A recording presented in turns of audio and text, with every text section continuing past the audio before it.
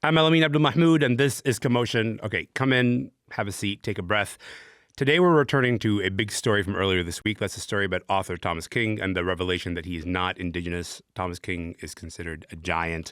He'd claimed Cherokee heritage for decades. After this week, there's a whole lot of grief, there's anger, and also a lot of questions that are kind of remaining. And quite often on the show, when there's a story that hits us hard, when the story that has so many questions around it, I find a lot of clarity in how Jesse Wente thinks through these moments. Jesse's here with me in studio. Jesse, it's good to see you, pal. Hi, Elamin. I want to start by saying, first of all, I thank you for being here because this is not an easy conversation for you personally to have. This sort of like touches your personal orbit. So I just appreciate you taking the time to do it. Yeah, thank you. My pleasure. I'm actually quite happy that I can be here in this way. Okay, I'm glad. Okay, I want to start by saying your relationship with Thomas King is not just personal, but also professional, right? Like you co-produce a screen adaptation of Thomas King's bestseller, The Inconvenient Indian. Yes. The blurb on the cover of your book is from him. That's a significant thing. Your book, Unreconciled. So this is a person that you knew, a person that you worked with. You wrote that this was not unexpected. How did this news land for you when it kind of became, public knowledge? Everybody sort of was reckoning with it. Yeah, it was not unexpected. In that there have been questions around Tom, and I've had my own experience with that in terms of questioning him and that sort of thing. Like private conversation? Sure, and that's years ago now, right? During the production of the film, and so it was sort of expected in that. I guess my reaction was, I don't want to quite say like finally or relief or anything like that. It was more like a tree in the forest that has been leaning over for a long time finally fell, is maybe how I would put it. And I will also admit that the sort of echo of that tree falling this time in terms of the disruption to my own forest was much less than when these trees have fallen before. And so just in terms of my own preparation for it, I think I was more prepared for this announcement and frankly, the future ones, because there will be more, right? Yeah. Than I had been in the past when I've encountered this issue. The thing that you just highlighted, though, like I think that's a unique experience. The idea that there are rumors around a person and you end up having a private conversation with them. Before anything like this becomes public knowledge or becomes a public conversation, there's something private in it for you to walk away from in terms of like, do you feel resolved or unresolved having sort of asked him those questions in person? Like, what are the kind of things that he would respond with? And also, like, for you to kind of go, that settles my questions, or does it still kind of like hang in the air even after you had that conversation? I mean, it hung in the air, not so much after the conversation, but after everything that happened with the film. Because, of course, the film ended up being disrupted by this exact issue, but around the director, Michelle Latimer. And yes. It wasn't with Tom at the time. But it was an issue that I had hoped we would address in the film, and we ended up not. Yeah. And so there is that. And again, what I would say to that is, as the producer, I had set it up so that this would be addressed, and then it didn't happen on set. And so I don't know in the end exactly why not. I think we can have our suspicions or whatever now. But I think it was more that after all of that happened and the fallout of all of it, it was our relationship sort of drifted apart, right? Like we really only knew each other or had a relationship for those couple of years that we were working on it. Yeah. And I should say, like, I was an admirer of the book. The only reason I wanted to produce that movie was I was an admirer of the book. It's a big book. Thought it would be. I was intrigued by how to adapt it as much as anything else. And so, in terms of that, like there's a personal relationship there that is likely to remain unreconciled. And again, this is not new to me now. I've had this experience with the same thing, and that is also that relationship was never reconciled. I don't expect this one will ever be either. Can I just take a moment to just name some of the dynamics that you're talking about? Yeah. So you're co-producer on the adaptation of Inconvenient Indian. The director of that project, Michelle Latimer, similar sort of story comes out about her Indigenous ancestry, and then now Thomas King. So two people involved with this project. This hits close to you as someone who tried to shepherd a project like this one through. So how have you changed in terms of how you receive these stories? Because I imagine it changes you the first time, and then you got to go, wait a minute, this is happening again. How do you respond differently? Yeah. So the first time I had a nervous breakdown. I think is maybe the easiest way to. And I say that not being totally familiar with the terminology and the sort of accuracy of that phrase. What did it look like for you? Deep depression and anxiety, suicidal ideation. Wow. To me anyway, got as close as you can get before you sort of decide.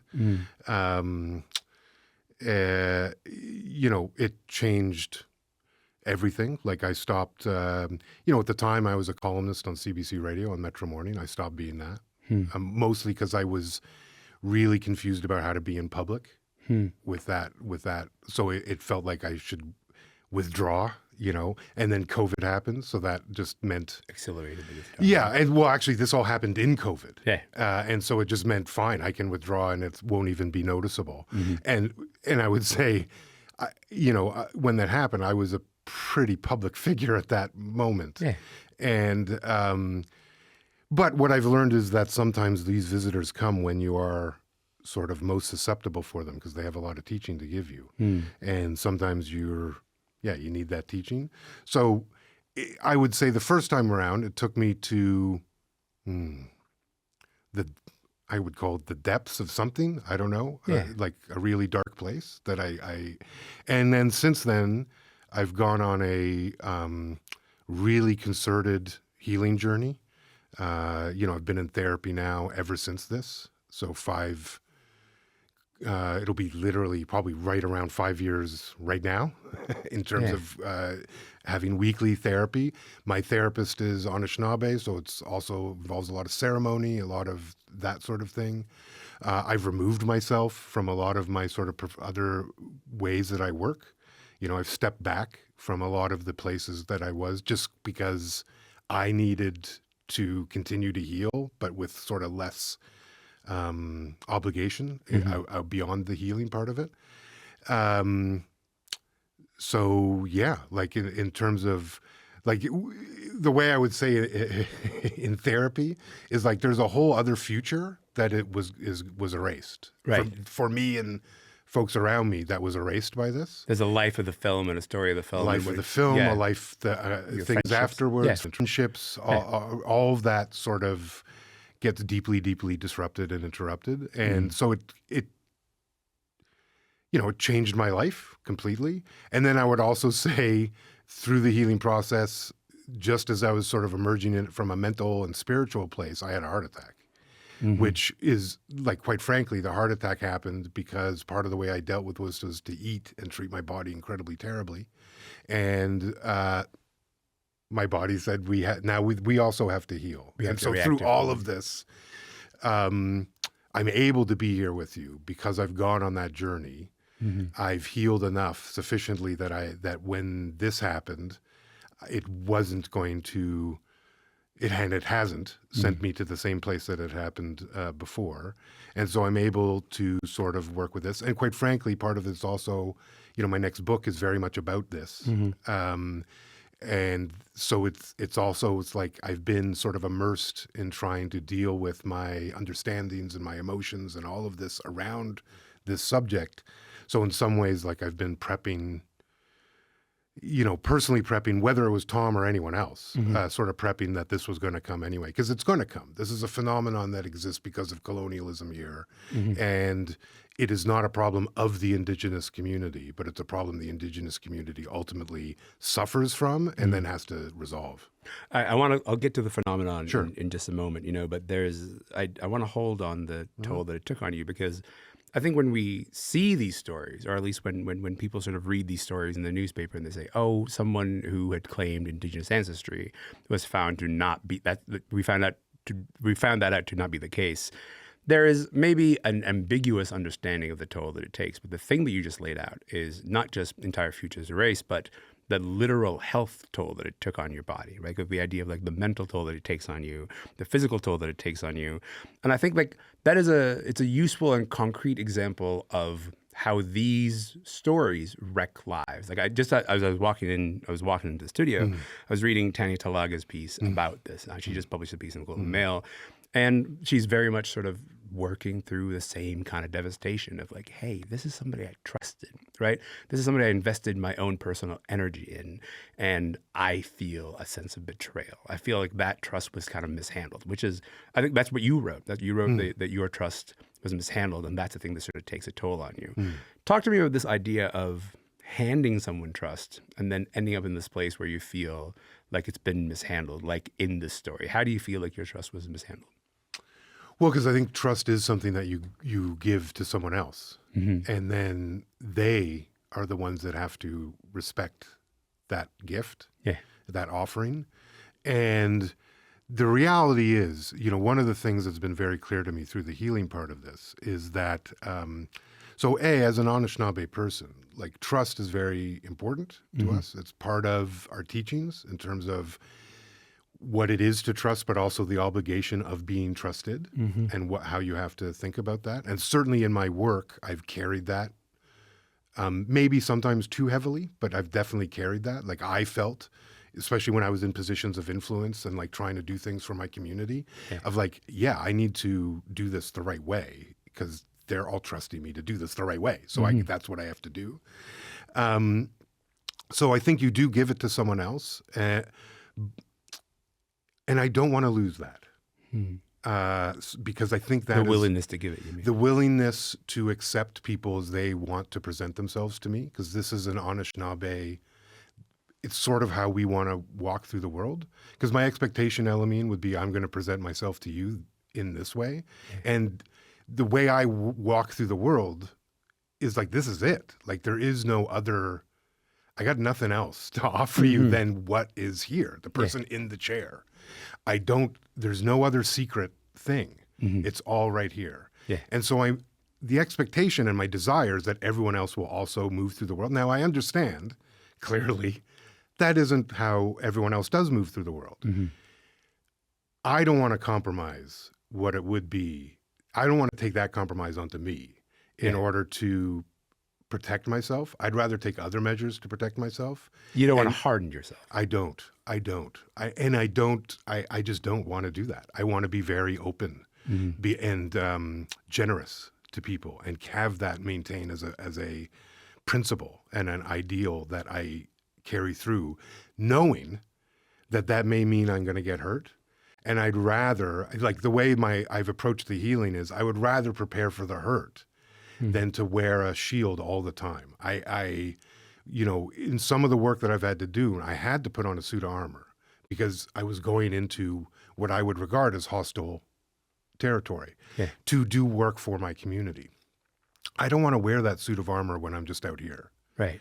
Like when you're meeting people, collaborating with them. Like when I'm just living, especially now as someone who's mostly an artist, trying to tell stories. I don't want to. I want that part of me to be really still open so that I can tell the stories. I don't want to close myself off to really any part of the world. You laid out the ways that the Michelle Latimer story was a bit of a blow to that. And then the work that you had to do personally and the sort of therapy that you had to do and the physical healing that you had to do in order to move past that. And then this story with Thomas King ends up coming out. Are you aware of the fragility, I guess, shall I say, of that openness and maintaining that openness? Or does this make you kind of want to go, do I need to withdraw? Does it make you question that part? The openness? Yeah. No, I'm here with you. Yes. No. Yes. Yes, right. No. It makes me more firm. It makes me like, listen, like in life, and let's just step outside this issue, right? Yeah. Life is both joy and tragedy. Yeah. You cannot live without having both. In fact, it is intrinsic to how we move through our human existence here. So what am I to do but accept that that is what it is, you know? And so I don't think I can live with the idea that I'm going to avoid those things. I'd rather, like, what I really want to live with is the idea that when these things happen, I will be able to maintain my peace and be able to maintain my relationship with myself as I move through these sorts of events. And that's it. And if I can do that, then I'll be okay. Like I'll be able to protect myself and be able to move through, because I don't, like, things need to change. And yes, we should all change as we sort of move through, but there's some core things that you should try to protect. And it costs you too much if you change. I think those so. things. Yeah, I agree with you. I always wanted to sort of hold on the generosity of that, because I think that's a hard thing to sort of extend yourself to that place. But I also think it's a more generative place to be a person. Jesse, the thing about Thomas King is that he's kind of built this reputation as a historian, right? And as a rigorous historian.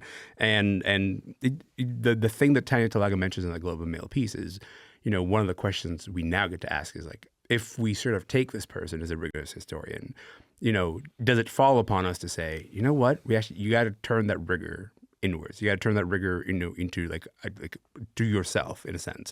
And he's someone who wrote and thought deeply about Indigenous identity. And I want to play you a part of the Massey lecture back in 2003. The series was called "The Truth About Stories: A Native Narrative," which aired right here on CBC. Have a listen to one of the moments from one of those lectures. Unlike most other ethnic groups, we have two identities, a cultural identity and a legal identity. And the argument that I want to make is that we should be able to take both of them with us wherever we go, whatever we do, and with whomever we do it. For the reality of identity legislation has not simply been to erase Indians from the political map of North America. It has also had the unforgivable consequence of setting native against native, destroying our ability and desire to associate with each other. This has been the true tragedy, the creation of legal categories that have made us our own enemy. He talks more about amendments to Bill C-31, the federal legislation that governs who gets status. It's hard to listen to that, I think, right now. There's a bit of cognitive dissonance that you hear. He's using a lot of we, a lot of us. Knowing what we now know, what do you do with that? What do you do with the truth about stories? I mean, about that specific thing or the whole Massey lecture? Maybe the dissonance. I think the dissonance of hearing that and saying the things that he's saying are true, but this is not the person that perhaps should be saying the thing. Well, so I would say a couple things. I would say those things are true. And in some ways, if Tom King had said them as a non-Indigenous person, maybe they actually would have been even more powerful. And that's not to say that Indigenous people shouldn't say them. We say them all the time. Yeah. That's not the issue. It's that we say them all the time because they're not often heard and then built into action, right? And this has been my experience as someone who's advocated for Indigenous all sorts of stuff for many years now, right? Yeah. Both publicly and in the highest political halls of this place behind the doors, right? Yeah. So we say it often because it seems required to say it often. Yeah. It might be more powerful if folks who actually had power and were the folks that benefited from our dispossession were to actually say that this was also true, right? And so this is the thing with this issue. And there's a way, you model it quite well, Elamin. There's a way to be part of the solution, to be an ally. If you want an ally, I prefer accomplice. There's a way to be an accomplice with my community that does, and not be a part of the community. Yeah. And in fact, we need that. We are a small people right now, we're a small population. We need allies in positions of influence and power who can speak well to say these things as well. To take that space. To take that space and to communicate these things so that they can help advance these causes, right? And so, that's sort of the frustration, is that there's a pathway for folks who want to be a part of whatever they see that is attractive, that doesn't require having to take this part of us. And the reason that's important is because when we, and to respect Indigenous people, First Nations people, as like having agency, if you want to be an ally, you should respect us enough that we should be the ones who choose our advocates, and we should be the ones that, do you know what I mean? Yeah. Which may be a non-Indigenous person, but give us the ability to choose. Come to us with who you are. Yeah. And how you propose to work with us, and let's do that, as opposed to saying, I need to be you in order to advocate for you, because like on some level, but on the other level, the only reason I do this stuff is because I knew my grandmother and I know my family, right? So like for me, it's like that's who I'm here, literally right here now for. There's those folks. If you don't have that, there's another way for you to be involved without having to say that you're part of this. Correct. And I'm not sure you should want your grandmother to have gone to one of those schools. I'm not sure you should want your family to have gone through what our families have gone through. You can be understanding about it and want to help. But to say that you are us and then not have that history is difficult for us, because I think, and again, I say this as someone who is, I'm sitting here being interviewed around these subjects, right? Yeah. When I was a young person, I had so much discomfort around like, should I? Because like I grew up in the city, I didn't grow up in my community, I didn't grow up with my language. I've had to, Am I Indigenous enough? Am I Indigenous enough? And so if I have to do that soul searching as someone who knows their family, knows their community, belongs to their community, all that jazz, if I have to do that work as an actual Indigenous person to understand my role and how I should do this in a good way, is it so hard to think that we expect that from everyone else? And I don't think it's hard. And so that part of the disrespect is like, allow us to decide, and you may still be a part of it, but allow us to be able to have that say. The flip side of that conversation is also interesting to me, which is that the startling, shall I say, repetition of this story with some of the names that have been elevated to the highest places, right? So the repetition of like Joseph Boyden, Buffy St. Marie, Michelle Latimer, Thomas King, the idea that this keeps sort of happening with names that don't just have success. We're not talking about people who get a little bit successful. We're talking about people who become the blueprint in a sense. And then later we kind of discover that like that story is not quite the story, the truth is not quite the story that we'd heard in the first place. What I'm interested in is like, what is it about the non-Indigenous world, shall we say, like the sort of the settler world, that seems to find it relatively common and relatively consistent to sort of elevate people who are claiming this identity while not necessarily having it into positions of being like, you shall be the spokesperson for Indigenous people. Because I think that is the flip side of the thing that you're talking about, is it's actually happening with startling regularity that the biggest Indigenous names that we were talking about end up in this situation, and we kind of go, oh, we have to rewrite the names that get elevated. I'm interested in that dynamic. Yeah, I mean, I think each case is its own case. So like it's hard to. They're not all the same. They're not all the same. Yeah. So it's hard to. I think in general, though, it is true, and I've been very conscious of this as I've moved through some of these colonial spaces. That I think colonial spaces are more eager to accept Indigenous folks who won't cause trouble. And some of the trouble that we might cause comes from our histories, right? Comes from the trauma and the past, and comes from that, right?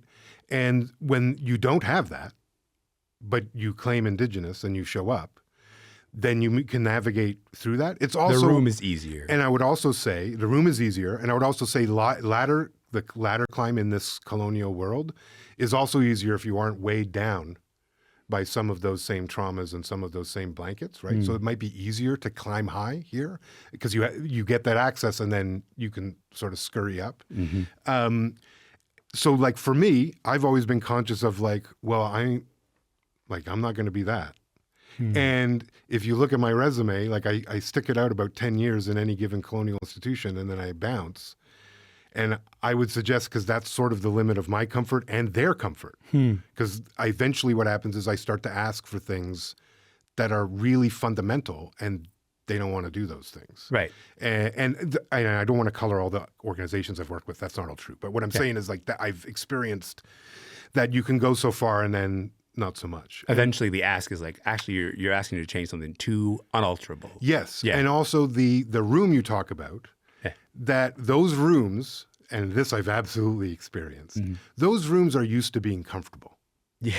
Yes, Okay? they are. Yeah. Like the folks in those rooms are used to like coming in, everyone mostly agrees, and we're all good.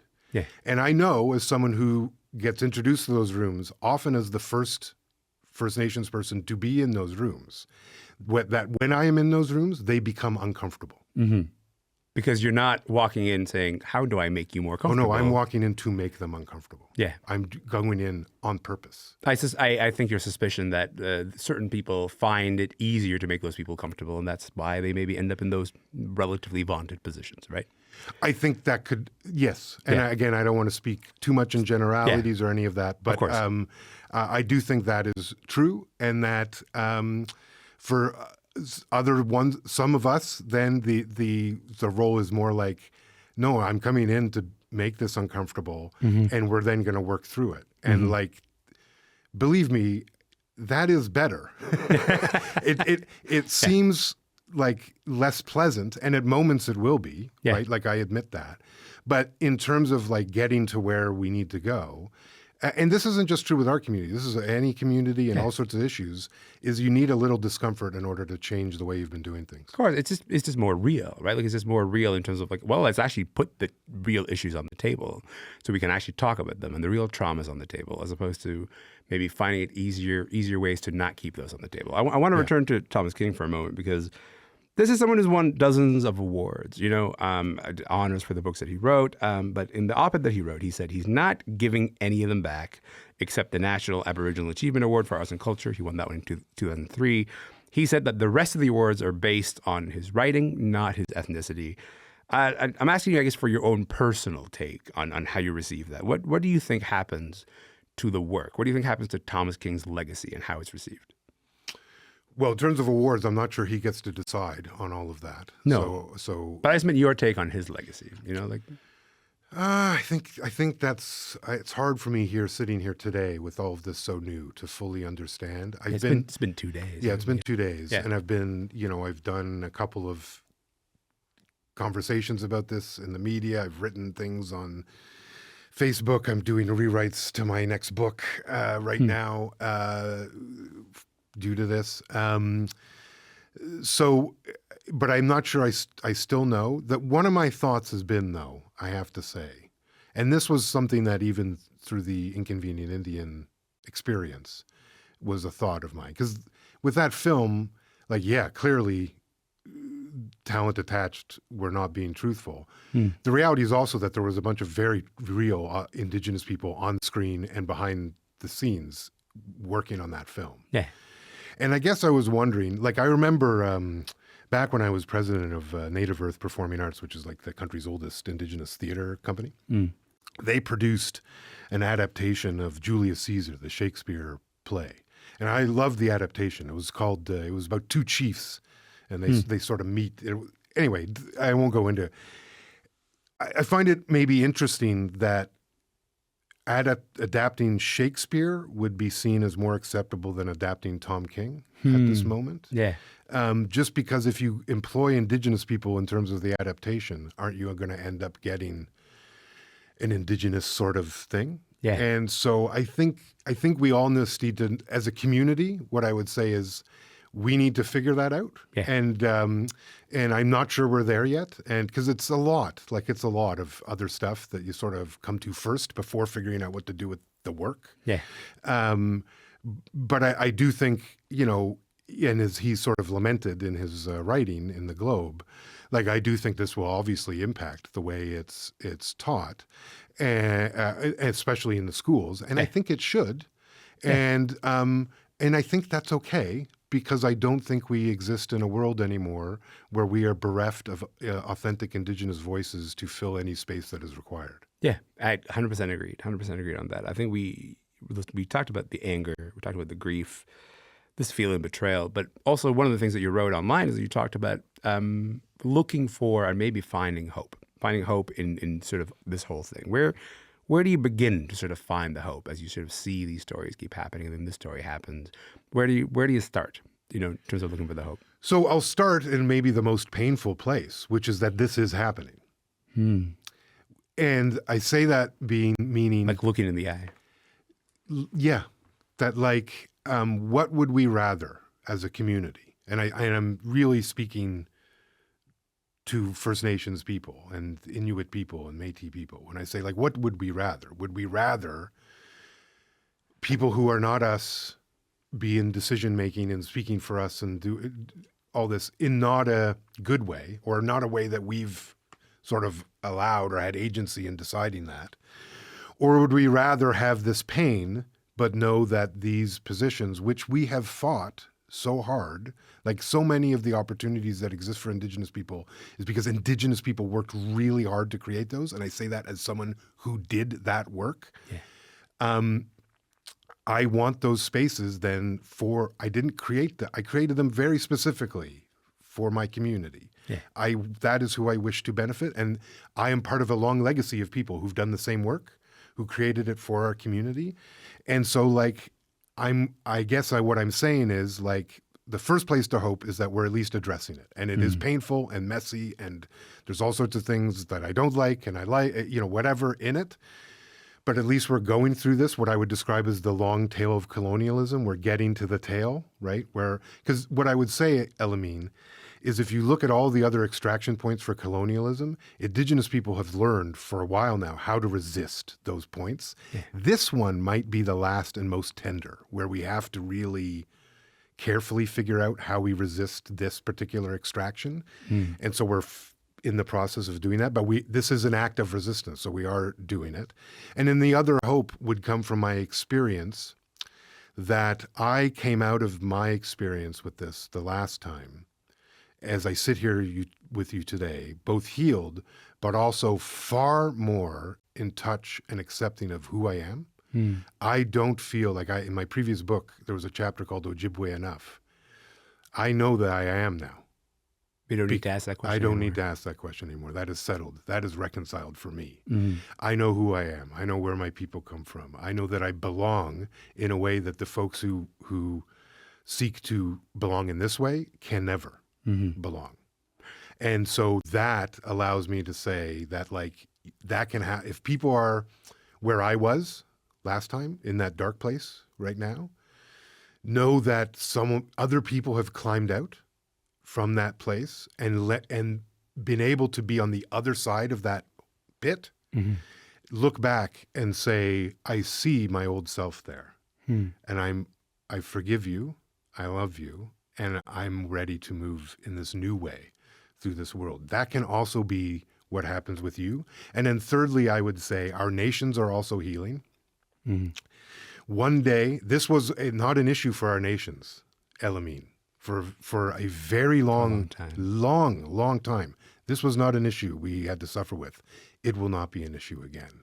Now, I may not live to see when that is true, but I am certain, absolutely, as I said before you, that this will be an issue that our nations resolve as we move on our path back to reconstitution and being where we were again. And that is also something to keep in mind. This is just a moment. It is a painful moment. It is a moment filled with echoes of pain from the past, echoes of pain right now.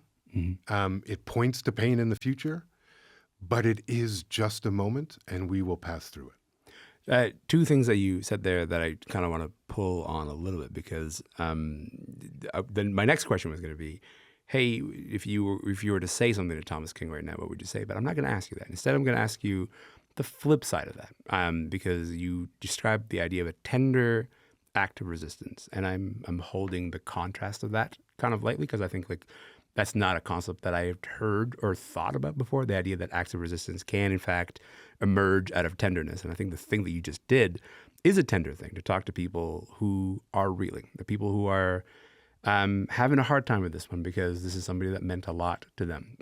He meant a lot to you, meant a lot to a lot of other people who worked closely with him, who revered him, who thought, you know what, this is a model of how to be an Indigenous person in the world. And for them, they're a little bit shaken. So maybe instead I'll give you the opportunity to say something to those people specifically because you have been there. What's the thing that you want to say to those people? That you are enough, that you are here, and that is the greatest achievement that a human can achieve, is to be here. That your ancestors will never challenge you with anything that they don't know you can overcome. And they are challenging you now with this because they think you need to learn from this.